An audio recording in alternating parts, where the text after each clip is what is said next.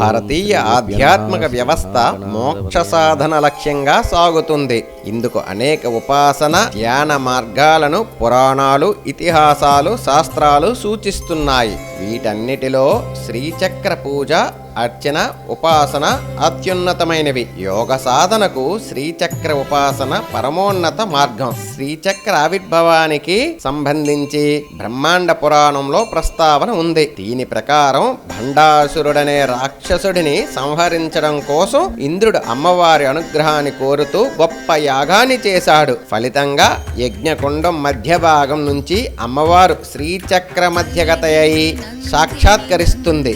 మరొక కథ ప్రకారం రేణు అనే మహారాజు అమ్మవారి గురించి ఘోరమైన తపస్సు చేస్తాడు. ఇందుకు మెచ్చిన జగన్మాత శ్రీచక్ర స్థిత అయి అతనికి ప్రత్యక్షమవుతుంది. ఈ విధంగా శ్రీచక్ర ఆవిర్భవం జరిగినట్లు పురాణాలు చెబుతున్నాయి. స్వస్తి.